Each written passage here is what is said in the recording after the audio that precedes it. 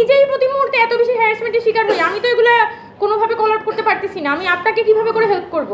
আপনারা একটা সমাবেশের মধ্যে গিয়ে ওখানে গালিগালাজ করবেন কেন যে আমি হচ্ছে কি বলি, আমি নাকি কি যৌন শ্রমিক?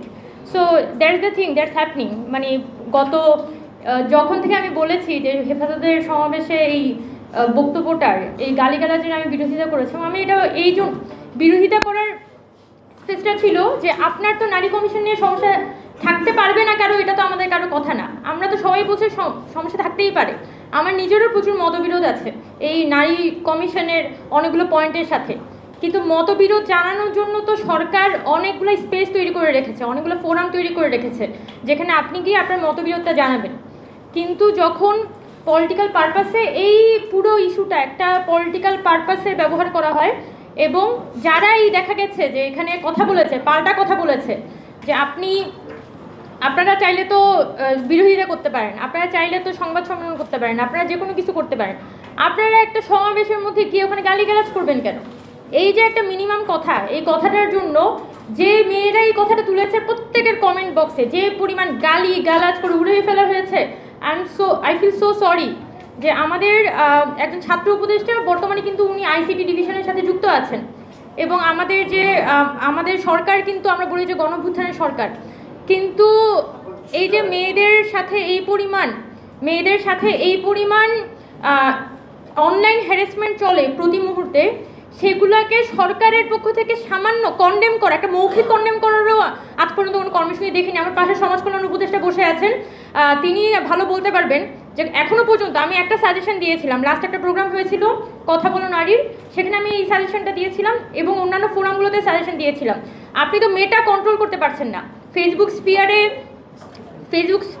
ফেসবুকের যে অ্যালগোরিদমটা যেভাবে করে ডিজাইন করা, টুইটার বলি বা ইনস্টাগ্রাম বলি বা টিকটক বলি, অ্যালগোরিদমটাই এমনভাবে ডিজাইন করা যে এখানে আলফা মিল সিনড্রোমটাকে সেটা উস্কে দেয় এবং সবাইকে এক্সট্রিম রাইট আর এক্সট্রিম লেফট এবং এক্সট্রিম একটা অপিনিয়নের দিকে মানুষকে আসলে ড্রাইভ করে।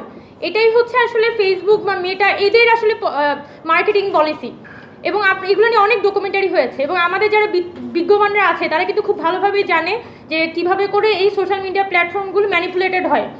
আমি এটা মনে করি না যে আজকে এসে সরকারের পক্ষে একদিনে এই মেটার যে পলিসি সেটা নিয়ে আসলে কিছু করা সম্ভব, একদিনে বাংলাদেশে যে মেয়েদের সেক্সুয়াল হ্যারাসমেন্টগুলো হচ্ছে বা অনলাইন হ্যারাসমেন্টগুলো হচ্ছে সেটা নিয়ে আদৌ সরকারের পক্ষে কিছু করা সম্ভব। কিন্তু সরকার যেটা করতে পারে সেটা হচ্ছে তারা তাদের দায়িত্ববোধের জায়গা থেকে অন্তত একটা কল আউট করা যে আমরা কিন্তু অ্যাকশন নিব। এই কল আউট করলেই কিন্তু অর্ধেকের বেশি সমস্যার সমাধান হয়ে যায়।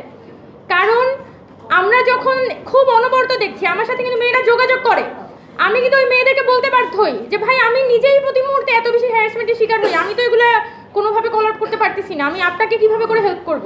কিন্তু আমি তো তাকে হেল্প করতে চাই, আমি তো চাই যে আমরা সম্মিলিতভাবে হচ্ছে এখানে যে অনলাইন লেভেলে বুলিংয়ের শিকার হতে হচ্ছে, মেয়েদের ছবি মর্ফ করে ছড়িয়ে দেয়া, নানানভাবে এআই জেনারেটেডভাবে হচ্ছে মেয়েদেরকে ছড়িয়ে দেয়া, এইগুলো তো আমরা কন্ডেম করতে চাই, কিন্তু সেটার জন্য গভর্নমেন্টের সাপোর্টটা কোথায়?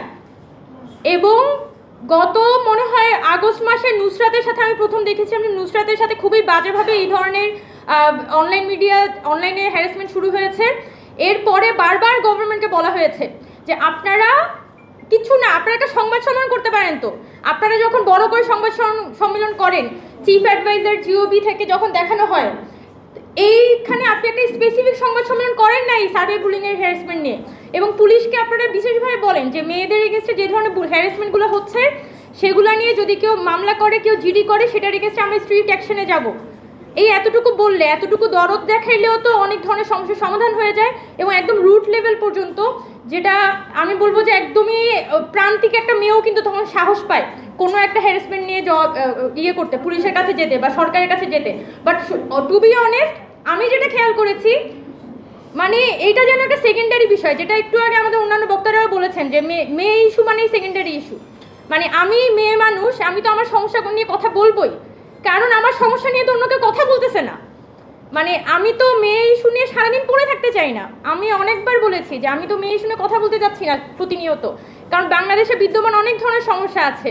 যেমন গতকালকে একটা প্রোগ্রামে গেলাম নাগরিক কোয়ালিশনের, ওরা সংস্কার নিয়ে কথা বলছে, সংবিধান সংস্কার নিয়ে কথা বলছে, উচ্চকক্ষ নিম্নকক্ষ নিয়ে কথা বলতেছে, ওরা বিভিন্ন ধরনের সংস্কার নিয়ে কথা বলছে। তো আমিও তো সেগুলো নিয়ে কথা বলতে চাই, বাট প্রত্যেকটা দিন আমাদেরকে কিন্তু ব্যস্ত থাকতে হয় কি নিয়ে, একদমই কিভাবে।